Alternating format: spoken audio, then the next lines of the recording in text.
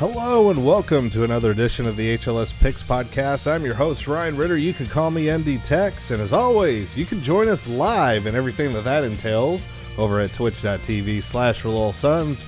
Of course, you can subscribe to us in podcast form over on Apple Podcasts, Spotify, or wherever you happen to get your podcast feeds at. Come join us in Discord. That is our live chat channel, herloyalsons.com/Discord. And as always, you can find us at our home on these here internets at herloyalsons.com. And with that said, I bring in Eddie. Eddie, how you doing, sir? Oh, we're living, my friend. How about yourself? Living, I'm going to ignore what happened last week as far as our picks go, because we got hosed, Eddie. Like, finally, it really bit us in the ass, truly, picking on a Wednesday. Lots of hooks, lots of line movement that would have benefited us had we maybe done this show on a Thursday or a Friday even. Oh, it was a bloodbath. We're not going to mention the records. We're just going to say, Eddie, you caught up one game on me, and you now only trail by 2. I think that's what we're going to go with. That works for me. It's funny. I was out at the F1 race all Saturday. Barely watched any football. The only thing I saw of our game was I tuned in on my phone during the review of Claypool's last catch. Every now and then I'd check in on the score, check Twitter. And at one point, there was a wall of about 30 tweets of just, oh, God, what the fuck? This has to be a joke. When did we go back to South Florida? I was about to say, had to have been the fumble. Laugh. Had to have been the fumble. I was like, well, I think I'm okay. When I got home, I had recorded the game to watch in its entirety, and I decided, I think I'm just going to take that result and not worry about what happened the rest of the way. Watch the 2-minute drill, and that'll be the self-care you practice. I think you made a good call there, Eddie. I think you made a really good call. Broken clock twice a day, right? Yeah. Well, in the HLS pick'em, we weren't the only ones that had a bad week. It was kind of rough across the board for the most part. Maume Muchacho still very much in the lead, but his lead, sizable lead, now whittled down to 4 games. As Sapipa caught up 5 full points on him by nailing 22 correct in the pick'em. Just to let you know how the average folks did, I only had 15 right in the pick. So Maui Muchachos still with a solid 139 and 84. Sapipa 135 and 87. And we got Irish Emerald just 3 games behind him. And then it gets a little bit tighter. So it's not over yet in the pick'em. Still many, many more games to go. And Eddie, for our little extra life thing, it still ends up being tighter. And man, I don't know. Are we like alternating months? September was bad. October was much better. And yeesh, I don't like how November's starting right now for us. I'm going to chalk it to daylight savings time. I think that kind of fucked us up a little bit. Because again, I bet on many of the games that we picked, and I won many of those bets, and yet you told me that there were a lot of losses. So time change shenanigans. We'll go with that. Yeah. You know what? It was a very good week for me, too, on the ledger. So, you know what? Sometimes sacrifices have to be made. I understand that. And, yes, Benny's pointing out in the chat, I did hit the 6K extra life goal. Thanks to those. Nice, man. Yeah, thanks to donated. We had a corporate match, got confirmed. Milfy, who is one of our very generous donors, his company matched damn near everything that he donated, which shoved us over the 6K mark, meaning I need to come up with stretch goals. Of course, we still have next month, damn near next month to the actual weekend. We will do the 24-hour marathon. All the money goes to fight pediatric cancer. More information and donations over on extralife.ndtex.com is where you can go and get forwarded over to my Extra Life page there. So, there will be a drinky drink. There will be streams this weekend. I will be solo parenting, so I will have time. I will not have to worry about waking up my wife. So we will get to that then. But now we got a loaded, and I mean loaded slate of college football this weekend. And Saturday in particular, I'm ready to go. I'm excited for this week, Eddie. Are you ready, sir? I'm coming in blind as a bat, and shit, things can't get worse, so let's go, baby. There's the kind of confidence I expect, Eddie. That's very good there. Inspiring. I aim to please, my friend. All right, the beautiful board is indeed up, and like I said, we are chock full of games so much on Saturday that we're actually just sticking to Saturday this time. We're going to load up, and we're going to prepare for the weekend. we're going to start at least these picks with maybe you will not watch a single second of this game, but Eddie, you suggested that this may need to be on here because I think we should talk about at least one team in some kind of detail here. Florida State, Boston College. Boston College at home is a 2.5 point favorite. Total in this one is 63. Eddie, your thoughts? I really enjoyed Rake's tweet earlier this week of something to the effect of, man, I hope all those writers that called Notre Dame racist for firing Ty in the middle of after 3 seasons have that same energy coming after Florida State for 1.5 on Willie. Funny you should say that, Eddie. You know a certain writer that I know's dead to you, a Mr. 40? You heard of him? Fuck that guy. So, interesting you say that, because the reason Eddie's saying fuck that guy, because what Eddie brought up, he tore Notre Dame, or attempted to, a new one, saying we were a football factory. Lots of undertones that we didn't give Ty a fair shake because of the color of his skin, not necessarily the results on the football field, which were atrocious. So I would not say they were undertones. He was pretty vehement, flat out. Yeah. So he mentioned this, Eddie, that it should be mentioned that Taggart is black. He spent a whole paragraph parenthetical about that situation. The rest of it was all football. Yeah. What a surprise. Yeah, so weird. It's so weird that there just may be a double standard going around, but whatever. I saw that. I immediately thought of you, and I'm so glad you opened the door. Happy to waltz right through it for you. It may not surprise you that I didn't see that because I have him blocked and muted in every form and fashion that anyone can. I'm not surprised. That's why I knew I had to bring it up. Well played. But I guess we have a football game to talk about. In basketball, in the NBA, there's this idea of the dead coach bounce. Teams kind of try and circle the wagons with the players. They get a little bit reinvigorated, and they come out and they start playing a little bit better. College football, I don't know if that's really as much of a thing, and apparently for Boston College, it's their red bandana game. Ooh, I didn't know that. Sounds like something I would make fun of, but I think it's for like a dead soldier or something, so I think it's actually a serious deal that I don't want to make fun of. I think I'm going to look it up. Goofy. I'm going to look it up while you talk about the pick. I seem to remember it was a player that was fighting and survived cancer, but I will double check that. Either way, it feels like something I probably shouldn't make jokes about blindly, showing a rare amount of restraint. All that being said, BC seems to play up for this game, and I kind of feel like Florida State's dead. And hey, they're going to wait for Saban to come coach in 2 weeks if insiders are to be believed. That fucking troll account ruined it. They didn't even wait an hour, and then they floated Don Shula. Like, come on, guys. I swear, if you told me Don Shula died 10 years ago, I would have believed it in a heartbeat. Great steakhouse, though. So I've heard. All right, but a pick. AJ Dillon's enough to give me BC. Okay, there we go. We kind of went off the rails there. All right, so the red bandana game. I was wrong. You were closer there. It was alumnus and 9/11 hero Wells Crowther. So that's who they memorialize. The man in the red bandana, they call him. Rinaldi did a piece on it from what I'm looking at here. So I'm sure at one point Rinaldi may have gotten my allergies acting up or something along those lines. So yeah, that's a lot of motivation. But back to Florida State for a second, because we should really talk about Florida State and everything going on there. Because one, Shane and I mentioned one of the most hilarious large buyouts were Charlie Weisian level, and when you take into account what they had to pay to get him there, it's even more than that. They're paying three. They paid 3 buyouts. It's incredible. I mean, Kevin White, I know is employed somehow, and it's not at Florida State, but oof, that pushes you in a further territory. That makes all the firing all that much crazier. But man, when you get rich boosters that are pissed off and are willing to write a check, well, here you go. There's that situation. But here's the thing with Florida State. And Eddie, we actually mentioned this before. Herb Street did one of his Red Solo Cup little rants. Did you check this one out for Florida State? Can't say I did. Oh, so he had, because last time you mentioned to me about the College Station thing, This time, he said he didn't want to talk about Florida State anymore. He was done with them. They need to go check footage of the Bowden era because they're nothing like what those teams were. They just talk trash. They try to get into fights, and they're undisciplined, and they can't back anything up. So he's tired of watching them. So Herbie just burying them. And of course, I tagged our mutual friend Jack on this.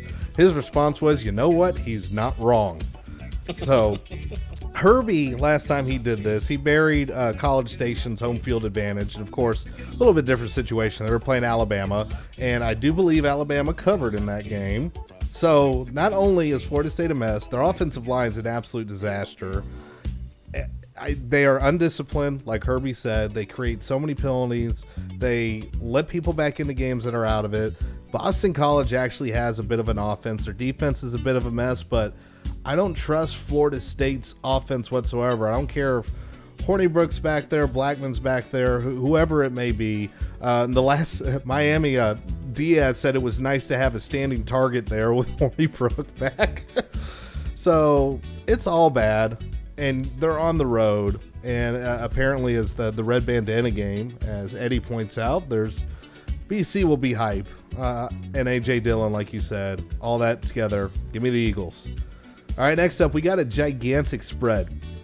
Ohio State, your new number one team in the nation. Look at that. Playoff committee had some fun, doing a little bit of trolling there, ruining a 1-2 matchup that we'll talk about later. But Ohio State, a 43.5-point favorite against Maryland in big noon, or nude, however you hear them say it, Saturday over on Fox. 43.5, like I said, Ohio State at home favored, 65 the total. And I heard something interesting as I was listening to the Cover 3 podcast mailbag, that some intrepid listener did some research that anytime Maryland is an underdog by 6.5 or more, so basically a touchdown or more, they not only do they lose, but they don't cover, ever.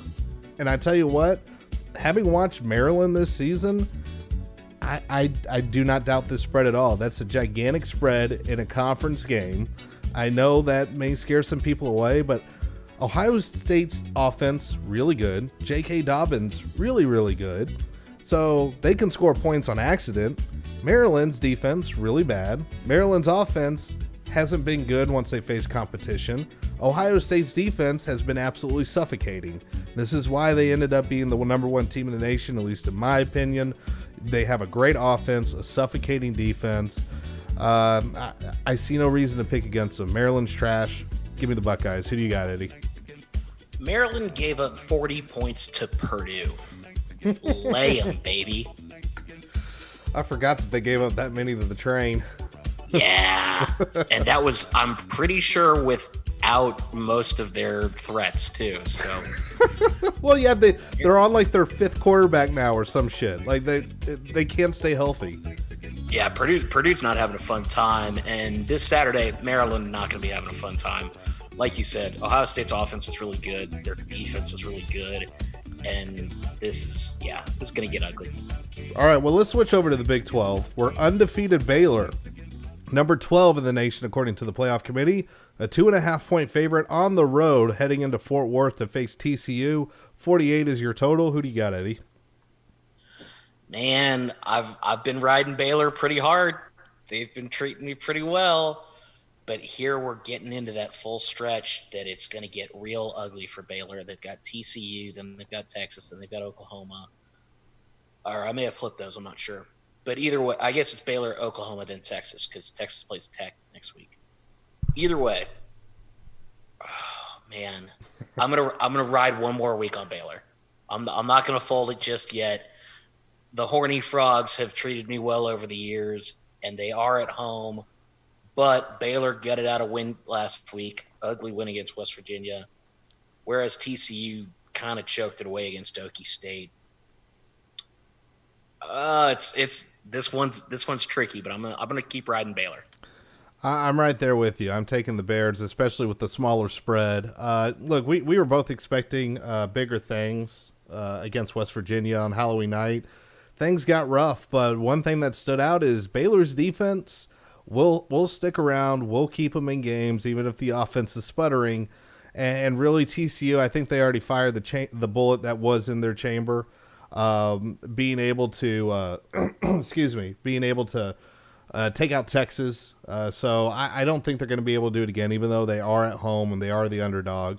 I don't feel like Baylor is going to get bit in this one. And man, it feels like eons ago that we had that absolute insane Baylor TCU shootout that ended up keeping the entire Big 12 out of the playoffs many moons ago. Man, completely different how both these teams are. Baylor still good, but plays a completely different style of football under Rule. TCU, I mean, Patterson, he's up and down, man. He's just up and down. And he's on a downswing right now, and that's just where they are. So go ahead and give me the Bears.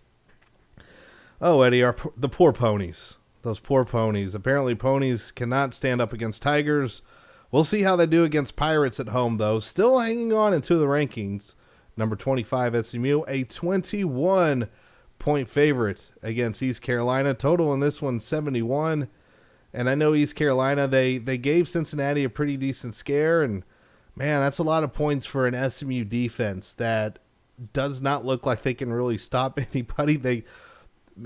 Every game they have, I feel like any opponent can score on them. And for that reason, I have a feeling that there's going to be, at the very least, a backdoor cover here. I think SMU wins this. I don't think they have as big a scare as Cincinnati did, especially coming back home, knowing they got to be a little murdery. But, man, I just don't see them being able to put up 3 touchdowns spread against East Carolina. Who do you got, Eddie? I'm actually going to jump back on the ponies. You are right. ECU did give Cincinnati a scare last week, but there were a lot of turnovers in that game. I think that it is a little bit deceptive as to how well their offense did. And again, this is all based on box score. The one game I did see last week was the SMU Memphis game. And it felt like a fever dream, part because of the day-long drinking and part because it was just bonkers. 21 scares me, don't get me wrong, but ECU most of the year has not been putting up points like this. I think last week was an aberration. I think the ponies are going to come out angry, and we know that they can score with anybody. And so I don't see them stopping. I get points in a shootout because you're getting a whole lot of points, but I think SMU is going to be a lot of those. Give me the ponies. All right, let's see if there'd be a bounce back. That'd be a fun one to see them bounce back in a big way here. All right, we got a top 25 matchup in the Big Ten. Number 4, Penn State. A little bit of a surprise there in the playoff rankings. A 7-point favorite on the road against newly extended PJ Fleck, rowing the boat, getting that extension before he faces any big competition, and his undefeated record total in this one is 48. Who do you got, Eddie? Yeah, old PJ. I've long been an outspoken fan of his. I respect the hustle. Old boy got paid. Penn State's way better. Minnesota has not played a team worth a damn all year. I think, a lot of people have been calling them fraudulent. I think this is the week that we see it, especially Penn State. Obviously Penn State knows if they win, they're in. They're good. So they just got to keep going. And I don't see enough out of Minnesota to give me too much fright here with a 7-point spread. Yeah, and here's an interesting thing, because I agree with you, Eddie. Let's go ahead and get that out of the way. I think this is when the other shoe drops on Minnesota. I think PJ Fleck's agent knew the other shoe was going to drop, so they strike while the iron's hot. Good on them. I definitely respect that. Enjoy it's like 6 or 7 years he got extended. Right now, looking at the action, we have over 4,000 tickets. 61% of the tickets, 55% of the money on Penn State. The interesting part about this, though, Eddie, is the line has not moved. I mean, you're close to even, so, I mean, that makes sense. But right now, the juice, at least the consensus, is even money on Penn State, that just seems mighty tasty. If for nothing else, that seems like quite the value bet if you can find it. So just a little FYI, shop around, see if you can get something close to that. But yeah, Penn State, I just think it's flat out better. They are on the road, which could cause a little bit of, craziness. You never know what's going to happen, but Penn State's just flat out better. Minnesota, if you look at, especially at the beginning of their season, they escaped so many close calls. They have had a extreme backloaded schedule for the Big Ten West, and now they got to actually face a little bit of power from the opposite side of the conference. it's going to be a little bit ugly in this one. I think PJ's team will put up a little bit of a fight, but eventually Penn State's going to pull away in this one. All right, next up, switching back to the Big 12, we got number 16, Kansas State, going on the road to Texas. Texas is a 7-point favorite. Total on this one is 58. And man, I wish I had kept this game off the board. I don't know what the hell I was thinking. But here we are. Look, I know K-State pulled off the big upset. Texas has looked weird. They had, of course, the aforementioned upset against TCU. I've had a little time to think about it, a little time to, lick their wounds, kind of wonder what's going on. But they are at home. Kansas State, they had a good showing they didn't have a letdown against Kansas. I think we actually both picked against them and expecting some weirdness after the OU upset, but I just don't see them staying within, despite all the injuries that Texas has, especially in the secondary. I just feel like Texas' offense is a heck of a lot better. Don't worry about the ranking numbers in this one. There's just too much offensive firepower. I think Kansas State did a great job, but again, much like TCU, you fire the bullets in the chamber, they're going to come up a little bit empty here. So go ahead and give me Texas. Who do you got, Eddie? Well, this actually is one of the games that I got back on you on. I was on Kansas State primarily because of their defense. If you look at the last 3 games these teams have played, they're inverted. Granted, Texas is coming off a bye this week, but Texas's last 3 games, you lose to TCU, you should have lost to Kansas in a game that you gave up 48 to the Jayhawks, and you lost to Oklahoma. Kansas State, meanwhile, beat the shit out of Kansas, upsets Oklahoma, and beats TCU. I feel like these two teams are going reverse directions. The one thing that I do like is, as you know, I've been saying, I think Sam Ehlinger's been banged up real bad. So coming off the bye should help him get a little bit healthier. That said, 7 points, I'll take those points. Right. I don't feel great about it. I would have preferred 10-ish. But I'll take K-State here. Okay, as I was about to say, you didn't say lay, you said take them. All right. Let's see. Let me make sure I'm counting the games right here. All right, we got one more before we hit the break, and we are going to a little bit of an old favorite here. We got a Herm game back on the board, Eddie. We got Southern Cal going on the road to Arizona State, where Sparky is a 2-point favorite. Total is 56.5. Who do you got, Eddie? Something I was reminded today by our good friends over at the Puntcast is that Kiffin getting left on the tarmac happened in Tucson, Arizona, after a loss to Arizona State. I think it's time that we just go ahead and run it back. Uh-oh. You've got all this craziness with the AD searching. Troubles brewing already. Screw it. Let's clean house. Let's get it all fresh. I'm going to go with Herm here to beat Southern Cal. And let's leave Clay's ass on the tarmac again there. Beautiful. I love it. I'm surprised you didn't fade Herm in this one. I'm with you, but for slightly different reasons. Good hilarity. I didn't get a chance to catch the Punkcast yet, but it sounds like that's a segment of it I will enjoy. SC on the road has been an absolute disaster. And I kind of trusted them that they were going to face Oregon and put it together, get some kind of Coliseum voodoo magic, whatever the hell they got going on over there in LA. But Oregon just trounced them. I mean, just absolutely freaking pants them. The death toll is on for Clay Helton. And not only that, I think Slovis is finally starting to, I think people are catching up to him a little bit. Who?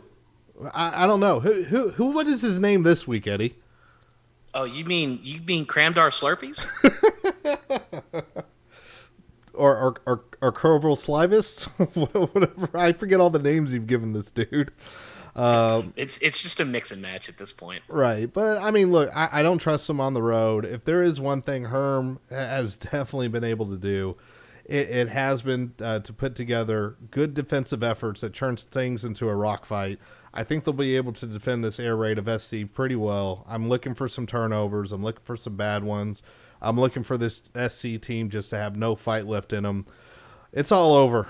The dream's over. And even funnier, though, because everybody's expecting Urban Meyer, it's been hilarious to watch reports come out that ADs are being specifically told that if you take this job, you are not being able, you cannot hire Urban Meyer. I don't know how much validity there is to that because it still seems too convenient of a fit. But oh, am I enjoying the fire right now? Just go ahead and keep it burning. I'll take Herm. Dino, we are both on him this time. Look at that. We both took Herm. It worked the last time we did that. It really did. It absolutely did. So let's see if we can't run that one back. All right. Well, we have some of the most exciting games of the college football season coming up. One in particular. We will get to that and more on the other side of this break. There we go. There's the marker. All right, folks, this is the time we're going to hit that ad. Friendly reminder, your subs and Twitch Prime will let you bypass all the ad craziness or picture-in-picture, whatever it is Twitch does. We will be back in 60 seconds. And it sounds like Eddie is off to get a beverage. I heard chair movement. Maybe. He leaves me without saying shit.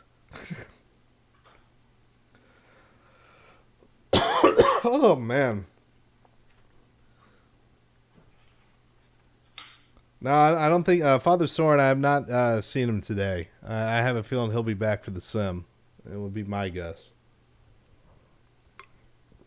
And I don't have the full complement of drops. It's actually my soundboard. So I'll actually show y'all. This is what I use as the soundboard. So I got like a little folder here for the drop. So I can only put so many on there.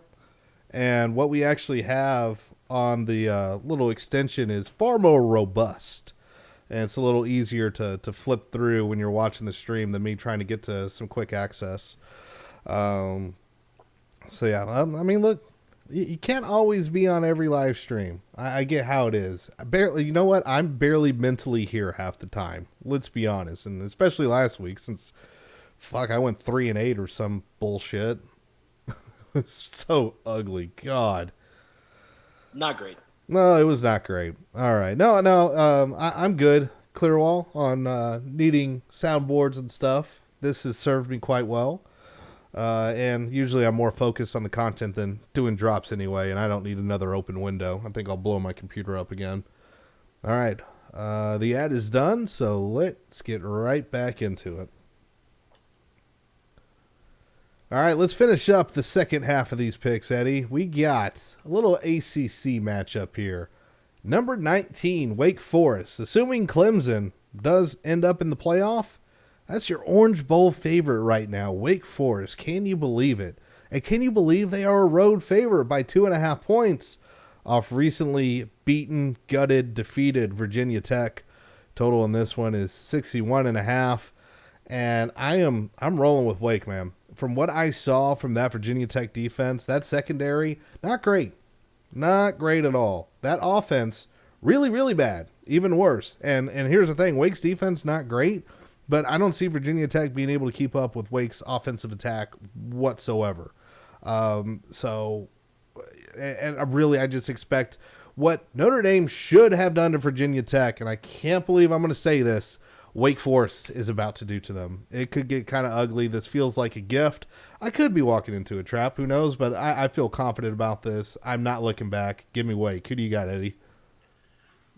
Well, I'm slightly concerned about you saying that Virginia Tech secondary was trash when Notre Dame only put up 21 on them. But I know we'll move past that because again, I don't need that. I don't need that evil in my life. I'm gonna go blindly on, not caring.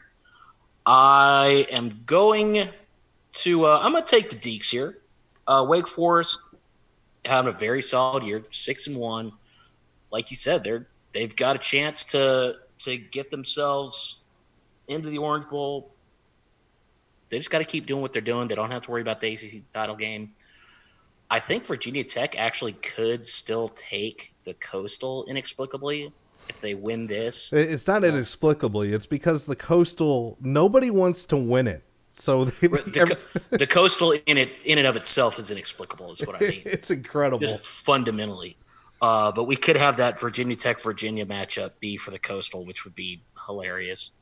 All that being said, I think Wake Forest has a very good offense. I don't like their defense all that much, but I don't really like Wake Forest's offense. Or, I mean, I don't like Virginia Tech's offense. So, yeah, I guess give me the Deeks. It's ACC game. You're flipping a coin anyway. You know what? Completely fair, especially if this was pure coastal matchup. Absolutely. All right, well, we got another top 25 Big Ten violence game coming up. That is number 18 Iowa, number 13 Wisconsin. Wisconsin, a 9.5-point favorite at home, and in a total that the Puntcast I'm sure is going to love. It makes me happy to see totals this low too. They have seduced me with the unders in the 30s if you're dirty. 38 points, the total on this one. Who do you got, Eddie? Under. Absolutely. A combined, let me see, 12 of 15 games have gone under for these two teams. That's awesome. and because of that, you're giving me 9.5 points? Give me Iowa. We'll take those points. Oh, man. I disagree. I'm taking Wisconsin because with the total, I mean, this game is like a 10-0 game written all the hell over it. Wisconsin, look, they got one offensive weapon. It's a really good offensive weapon, but it's not going to put a whole lot of points on the board. But it is going to whittle Iowa down because one thing that has been somewhat constant as well with Wisconsin, that's a lot of W's, Jesus. Like I'm trying to say rivalry or some shit. There are no W's in rivalry. No, and I nailed it that time. But Iowa's offensive line has not been good. Wisconsin's defense has been very good for the most part. They've had some weird lapses, including somehow being the only team to allow Northwestern to fucking score on them, which I still don't understand how that happened. But whatever. I don't expect that to be the case with Wisconsin at home in a big-time matchup. They're not going to let Iowa sneak up on them. I think the book's out on Iowa right now. Their offense has just been an absolute disaster. They got no offensive weapons to speak of. It's impossible to keep Stanley upright right now. Wisconsin's coming. They're coming hungry. And, well, the defense will eat. I have no idea what the offense will actually do. But, yeah, I see this as like a 13-0, 13-3, something like that. It's going to be ugly. It's going to be hilarious. And look, if you have not experienced the joy that is the undersweat when every touchdown makes you a little bit nervous, oh, come join in the fun on that one. All right. It's a fun one. You mentioned Wisconsin giving up that touchdown to Northwestern. I think that was the last time Northwestern scored a touchdown. It has been. And that game was like 8 months ago. It has been. It's unbelievable. So another thing, Fitz, because a bunch of coaches went on record about the playoffs, and Fitzgerald saying that he has no idea how teams are selected is quite on brand. Something he also never has to worry about. He can't even figure out how to score touchdowns. Oh, absolutely. Hopefully someone calls him at #ampersand7 to tell him how it works. Fucking dweeb. Oh, all right. Well, let's go to the game this week. In the middle of the afternoon, there's some people that are mad that Notre Dame stole a night spot from this one, but I am glad we are spacing everything out so I don't have Notre Dame distracting me from this one. Now, number 2 LSU against number 3 Alabama, a formerly 1 and 2 matchup. I'm interested to see if CBS just eschews the playoff ranking for the promos and just sticks with the AP for this one to have 1 and 2. But the Tide, a 6.5-point favorite at home. Total in this one, I cannot believe an LSU Bama total's this high, but I'm giddy now. I'm the opposite here. I'm giddy for other reasons. 63 points is your total in this. Oh, this is going to be a good one. It's going to be real good, unless apparently you're a student that wants to voice a dissenting opinion of a certain political figure that may run through there. But I'm sure they will miss the game against Western Carolina. I forgot what their mascot was. It's like the Cata something or other. Catamounts. Catamounts. The mighty Catamounts. Yeah, you will not see the FCS beating. So, anyway, random aside there. But, man, a whole touchdown, Tua coming off an injury, an LSU offense that has a lot of firepower, a defense that has shown some flashes as well. Man, I don't know if I'm going to be spicy enough to sprinkle LSU here. I like their chances much better than I ever have in this annual matchup. because of what Joe Burrow's doing, because of what the offense is doing, and they have a complimented defense. Even though I think Divine is like mysteriously, that is the one thing that worries me. He has mysteriously left the team. I personally haven't seen an update. I just know he's not going to be there. That's the defensive heart and soul. That does worry me. But I feel like everything's been building up to this. Coach O's going to get everybody up. Let's get weird. Let's go Tigers. Who do you got, Eddie? I would feel so much better if that hook just moved on up to 7. That'd make this a whole hell of a lot easier. Oh, man. I can't believe I'm going to take LSU here, but I'm going to take LSU as well. Tua, I mean, every report makes it sound like he's playing, but you've got to wonder if he's 100%. And, I mean, part of that is, well, has Tua ever been healthy in his career? Doesn't seem like he has been, and he's done all right. But LSU seems like the type who might, twist a little extra getting up from a tackle. I think you're going to have... never. Hey, the coach will come to play hard. I think you're going to have issues with the crowd getting into the game physically, which is going to have problems with the sound early on because of security for idiots. Yeah, they're going to have to stop drinking early to actually get into the door too. I mean, there's like legit issues with DC coming and taking a visit in there. I'm genuinely surprised Saban didn't shut it down, just because Saban seems like the kind of coach who'd be like, any sort of distraction is going to get shut down. And I think we all know it doesn't matter who is more powerful in the country. In the state of Alabama, there ain't nobody more powerful than Nick Saban. You know he was pissed off about this. You know he's bitched about this more than once. Oh, for sure. All that being said, LSU actually has a quarterback. And this is the first time LSU's actually had a quarterback for this game since... Ever? Since we've been watching. I was going to say, if you want to toss out Jamarcus Russell, that's your best chance at it, I guess. Ryan Perrilloux didn't exactly light the world on fire. But yeah, give me the Tigers. This is going to be an absolute hell of a game. I cannot wait for this one. Yeah, it's going to be great. Full attention is going to be on this one. Also, I'm pumped. I'm so on the under. I don't give a shit about how high scoring LSU and Alabama's been. This is like a service academy under game. It just, you bet it and you don't even question it. All right. Well, let's move to a less interesting SEC game, and that is number 6 Georgia taking on Mizzou. 16.5 and a point favorite are the Dogs. 47.5 is your total. Who you got, Eddie? Missouri's trash and everyone's broken. Give me the Dogs. All right. I am nervous about taking damn near 17 points on a Georgia offense that, they have some flashes. They have some highlights. I really feel that they mirror Notre Dame a lot as far as the way the offense operates. The only difference is the entire offensive line and backfield's full of fucking 5-stars.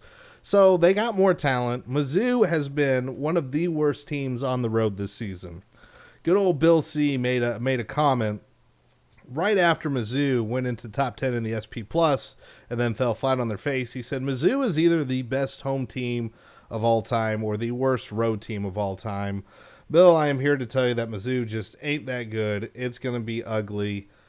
I don't want to take 17 points here with Georgia, or more or less, but I'm going to go ahead and lay them. I do not trust Mizzou on the road. I don't trust them to put up enough of a fight here. I'm not looking for a letdown after the cocktail party either.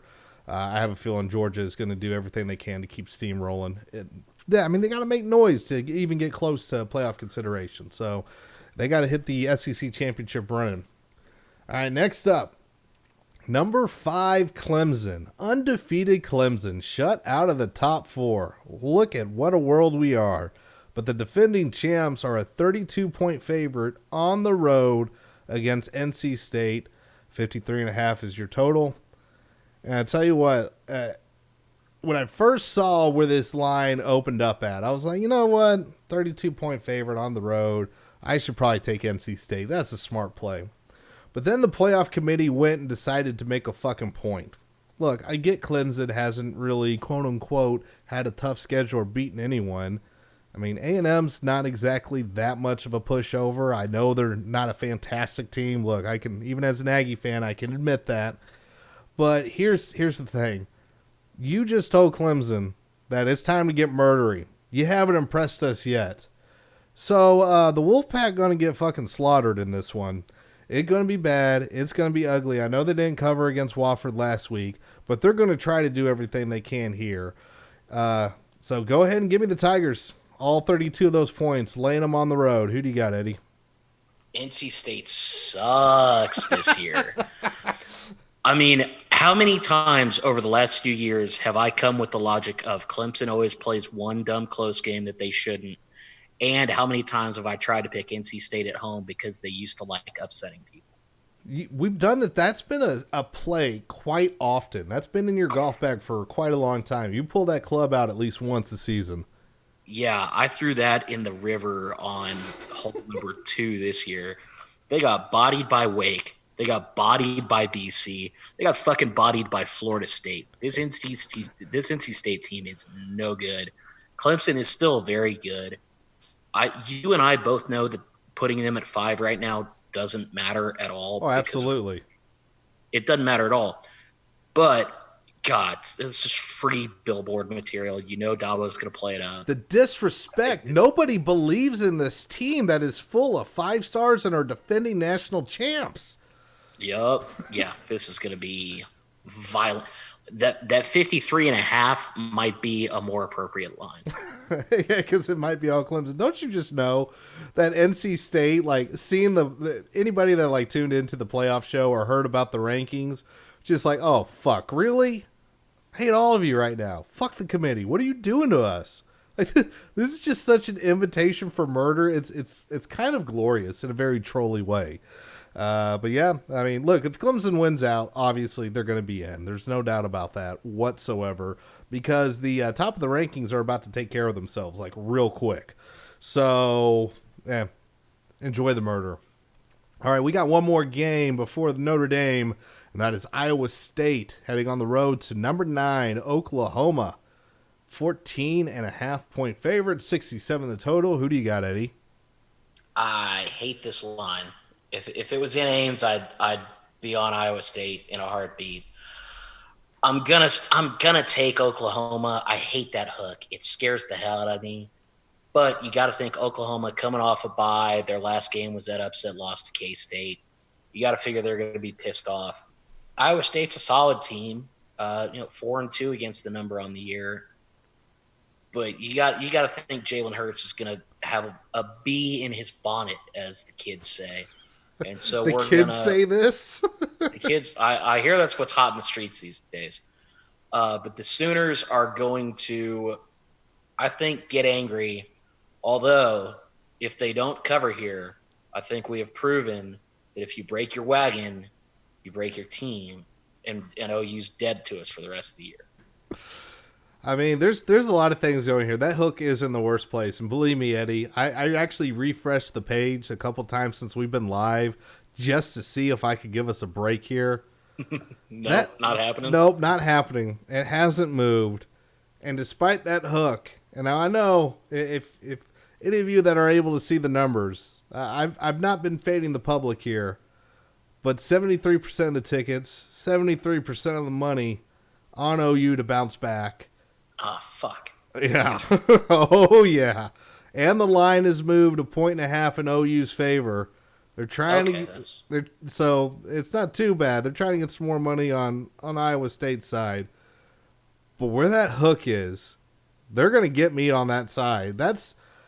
Look, I'm not saying Oklahoma's bad or that, of course we can make all the wheels are flying off and the wagon jokes and everything else, but they've had 2 weeks to seethe on Kansas State, and that's really what kind of makes me nervous about this game, is that they're just ready to go do some absolute serious murder back at home and make a point against a team that has been an annoyance not just to OU, but to everybody in the Big 12, because they just seem to rise up out of nowhere and bite people in the ass, but that typically happens in Ames. However, I think Iowa State's going to put just enough together. That hook is on such a terrible side. I just can't do it. I can't. So, Eddie, we'll see who the hook betrays in this one, but that's where I'm at. If it was at 14, I'd go ahead and take Oklahoma and feel good about possibly pushing, but with it being 14 and a half, that's the wrong side of that little magic number there. All right, well, we got one more game. It is ours. Number 15, Fighting Irish from Notre Dame, heading on the road to Duke, where they are an 8-point favorite and a 51-point total here.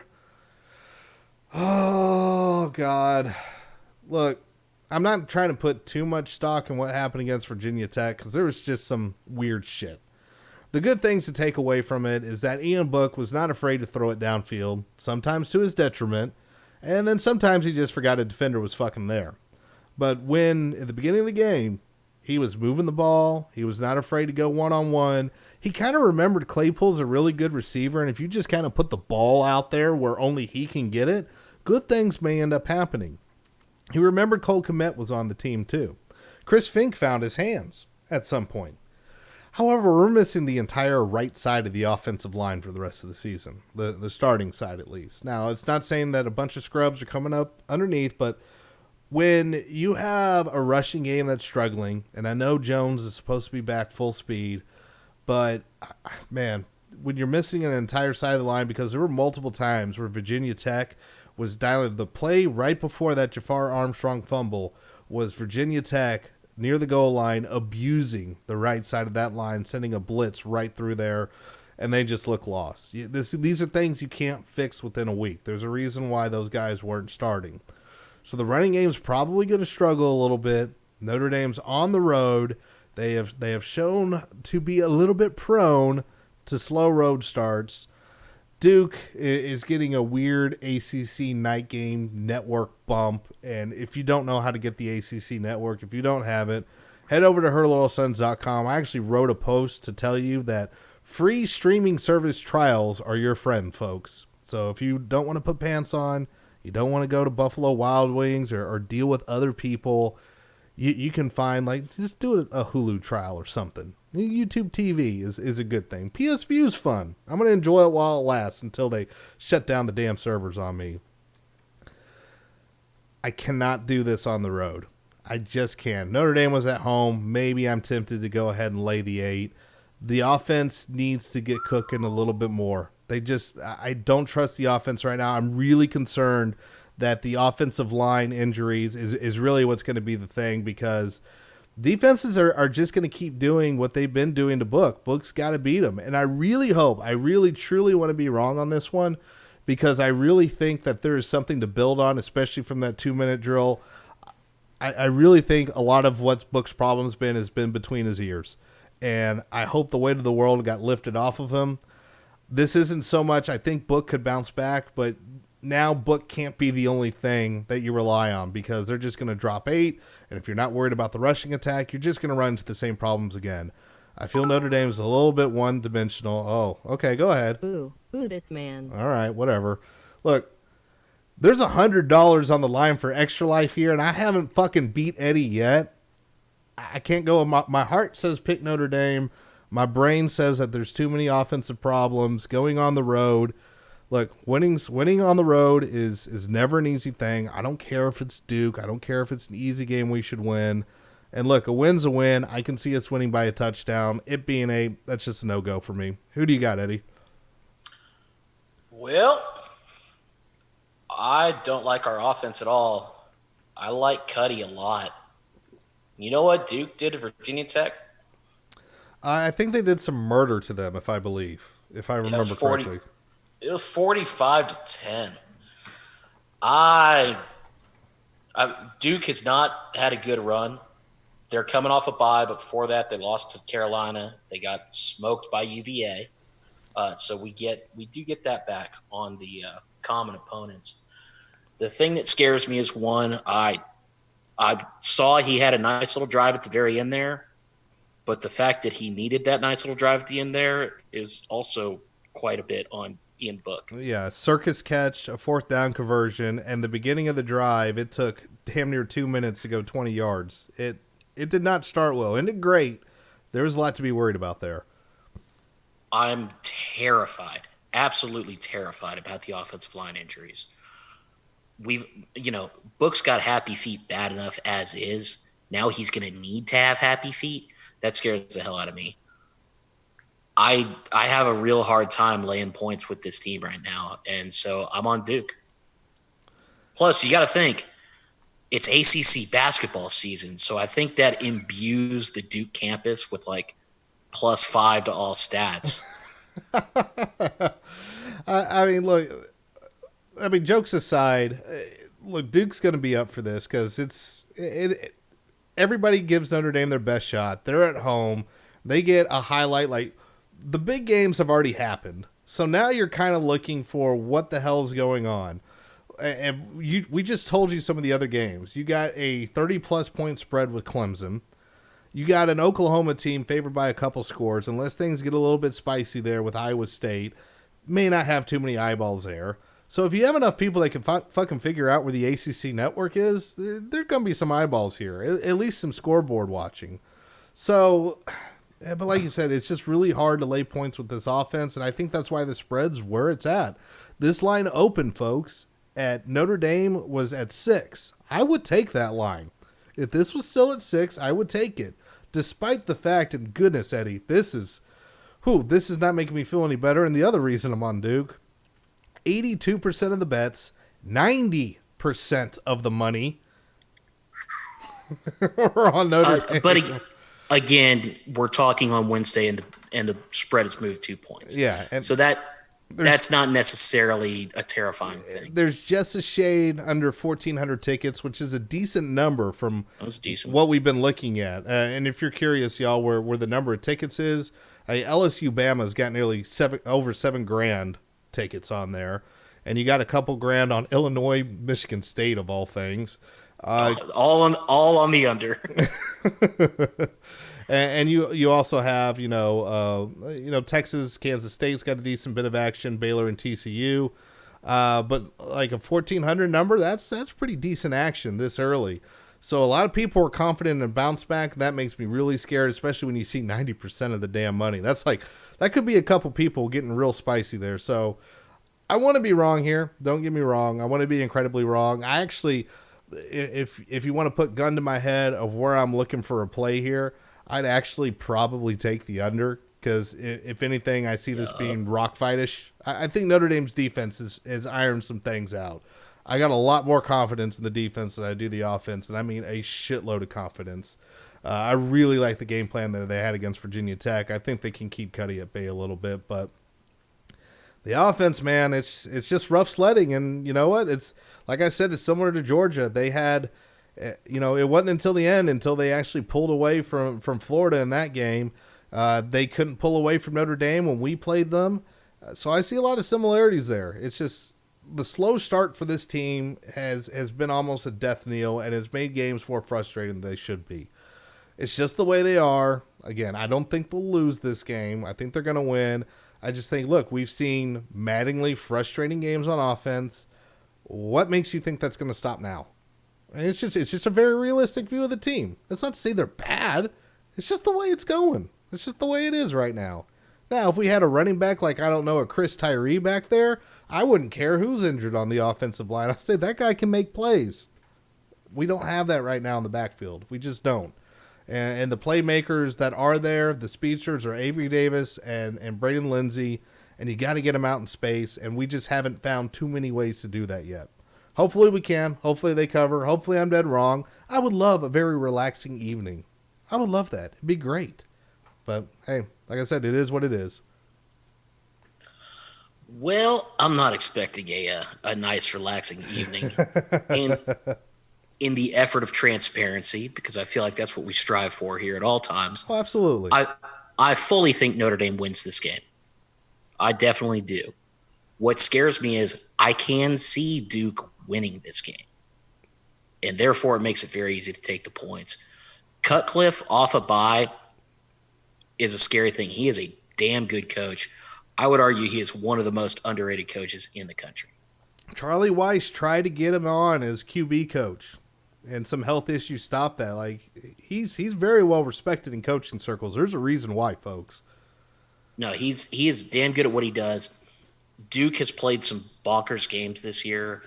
I think that you hit it right on the head that this is the only play that's worth making in this game is an underplay because I think it's going to be a low scoring game. You've also got to worry about turnovers because apparently that's a thing again now. So that's fun. Well, look, if the turnovers come, I will say this. If it's because Book is actually trying to push the ball downfield and we get an arm punt or two, whatever. I would rather him actually try to sling it, make some mistakes, because, like I said, I trust the defense. I don't want him playing scared. And he stopped playing scared for many stretches against Virginia Tech. I really hope that continues, especially with the injuries on the offensive line. He's got to be confident to just chuck it out there because they're going to be coming after that right side. They're going to be coming. No, they definitely are. And that scares the shit out of me because the good young boys at Notre Dame, our blogger, had a tweet earlier today of, has Ian Book ever play action rolled out to his right and not instantly had someone in his face? And I think the first 4 replies were all just like, oh, cool. Thanks for undoing hours and hours worth of therapy there, guys. Really appreciate that one. I really want to trust this offense. I really want to trust Ian Book, but you got to give me a reason to. And that last drive was great. That is a great start to what we need. And God bless Chase Claypool and his alien technology, hands and toe tapping abilities. That was an incredible catch. It's hard to lay points with this team at this point. Yeah, and like I said, the chat's kind of revolting on us. Mostly me. They're shocked that I I went turncoat. But look, like I said, we've just watched this team play. We're looking for reasons to believe. Hopefully this will be the reason. And look, if I'm wrong here, Eddie's wrong with me, and I don't lose any ground in the standings. But that wasn't why I picked, against, saying, oh, well, Eddie's picking Duke, so I'm definitely going to pick Duke. No, it's just, I really think that's where the play is. Continued transparency.